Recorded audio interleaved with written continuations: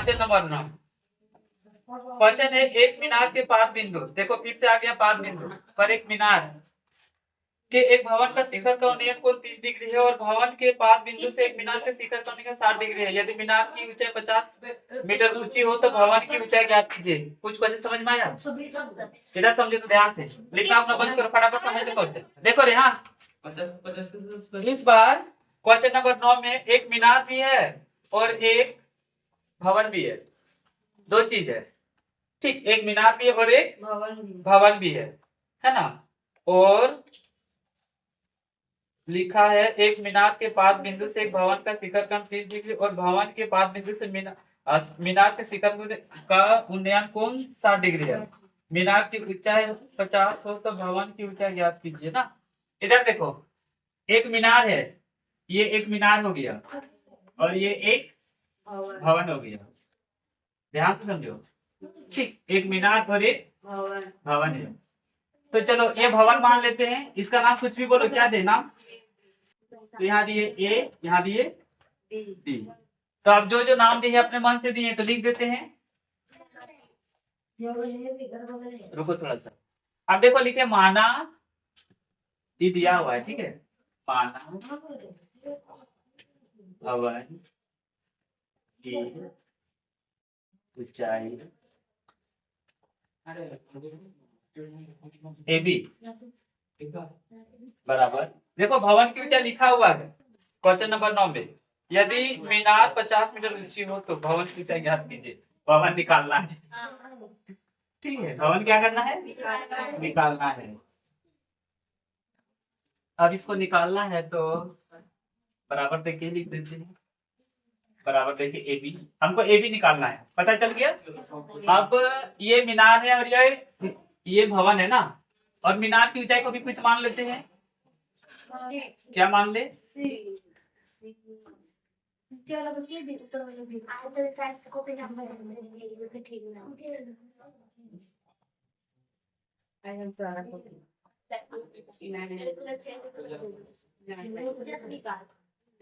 इसको बड़ा ले लेते हैं थोड़ा ना, ये भवन है, ये मीनार है ना।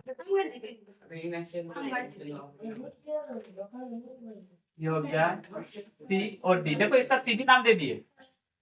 हाँ, इक्वल डिस्टेंस बोला नहीं, बड़ा छोटा ले सकती है। उसी तरह लिख देंगे मीनार की ऊंचाई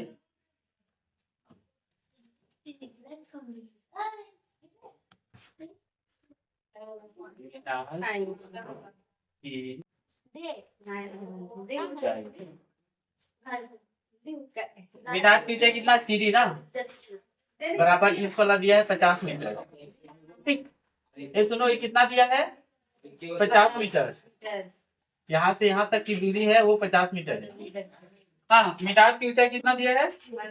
50 मीटर। थोड़ा देर बैठो ना शाम से। आगे देखो अब, ठीक ध्यान से समझो। उसके बाद लिखा है कि देखो एक मीनार के पाद बिंदु से भवन के शिखर का अनुमान कोण 30 डिग्री है। हाँ, एक मीनार का पाद बिंदु, कहाँ का पाद बिंदु? मीनार। मीनार मेरा कौन वाला है? सीढ़ी वाला मीनार है, तो यहाँ का पाद बिंदु मतलब यहाँ नीचे रहेगा, ठीक है। और भवन का शिखर, भवन का शिखर यहाँ पे है, इसका इस तरह से देखो, है ना। का उन्नयन कोण 30 डिग्री है। बोलो उन्नयन कोण ऊपर बनता है कि नीचे बनता है? नीचे बनता है, ऊपर देखो। तो यहाँ पे बनेगा तुम्हारा जाके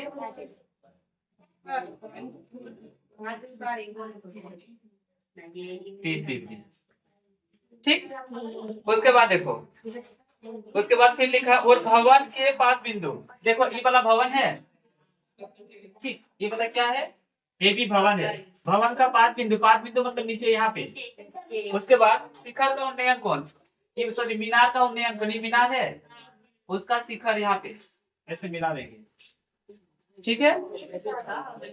भवन के पाद बिंदु,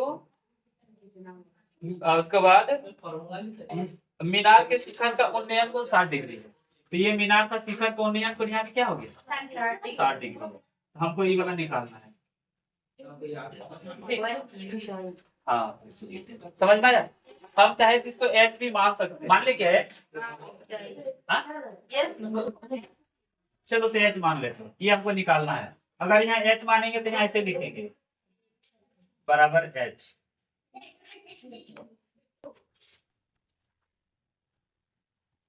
ठीक, ए बी भवन है बराबर एच।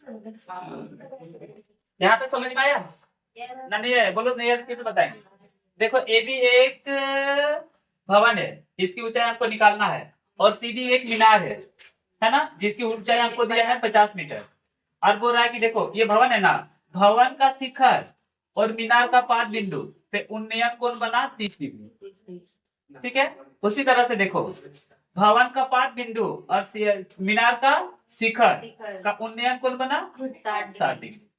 30 और 60, समझे फिगर कैसे बनाए इसको? अब इधर देखो, अब हम दो कोण, दोनों कोणों को दिखा दे रहे हैं। एक कोण है देखो यहाँ से ए डी बी बराबर कितना दिया बोलो? 30 डिग्री। और दूसरा कितना दिया है? कोण ए नहीं सी से आएगा ना, हाँ बोलो सी बी डी बराबर सी बी डी बराबर 60 डिग्री। ठीक, हाँ तो हम देखो क्या करते हैं, पहले हम ई वाला त्रिभुज लेते हैं। इसमें क्या करेंगे, ई वाला पता है तो हम ई वाला बेस निकाल सकते हैं। अब जब बेस निकलेगा तो ई वाला, इसके बाद ई वाला त्रिभुज तो लेंगे तो ऊंचाई निकल जाएगी। समझे थे? यहाँ पे दिया है ना 50, तो ध्यान से देखो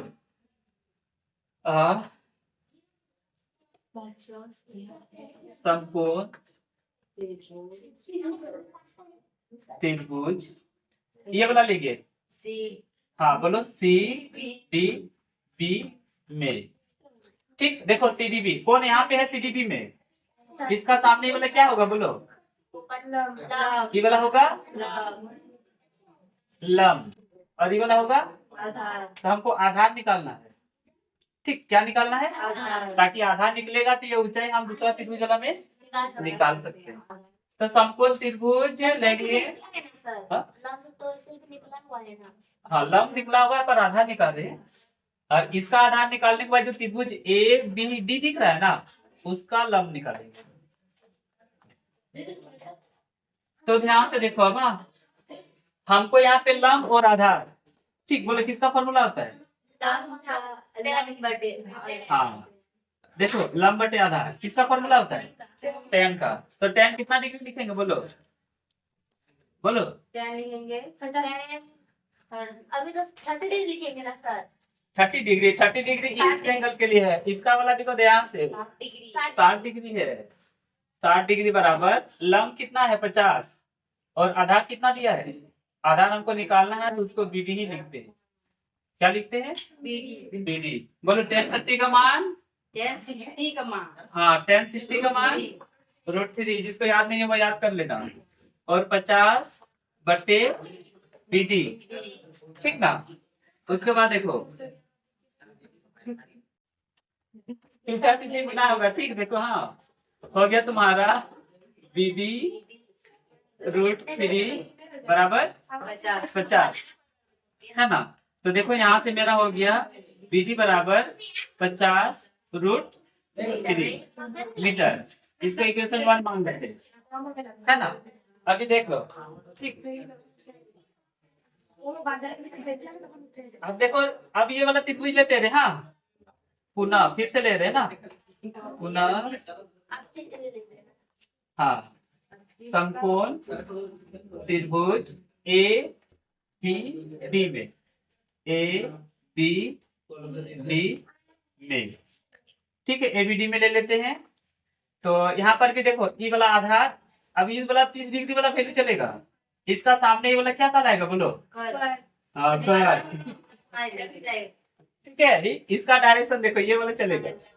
तो लंब बटे आधार किसका फॉर्मूला होता है बोलो? tan का। tan कितना डिग्री? 30 डिग्री बराबर देखो लंब एच हमको पता है नहीं है, उतारेंगे और बीडी यहाँ पे लिखेंगे। बोलो लिखेंगे कि नहीं? इधर देखो मान बैठाएंगे, tan 30 का मान 1 बटे √3 बराबर एच हमको निकालना है। ठीक है, और बीडी का मान देखो यहाँ पे निकाल के रखे थे 50 बटे √3। हाँ 50 बटे √3। अब ये मेरा कहाँ से मान आया, इसीलिए लिखना होगा समीकरण 1 से। बीडी का मान कहाँ से लाए बोलो?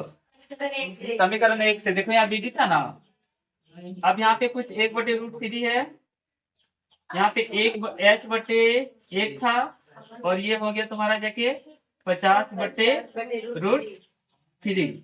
अब यहाँ पे क्रॉस मल्टीप्लीकेशन होगा, आखिर हमको इधर मिटाना ही पड़ेगा, इसलिए उतना खुशी क्यों लिखे। देखो इधर वाला मिटा दे। हाँ नहीं, हम छापे नहीं है बस। हाँ हाँ तुम छापो ना। देखो आप खाली सॉल्यूशन बचा हुआ है, रिकॉर्डिंग हो रहा है ना, तो देखो ठीक। तब देखो, हाँ समीकरण 1 से बैठा दिए थे, इधर मेरा इस तरह से आ गया था। देखो 1/√3 बराबर h का नीचे कुछ नहीं मतलब 1, और ये था तुम्हारा 50/√3, ऐसा ही था ना। देखो ये मैन भागा है, इसको किस में चेंज कर देंगे बोलो, गुना में। तो h/1 और गुना में चेंज होगा तो ये दोनों ऊपर नीचे हो जाएगा। हो गया।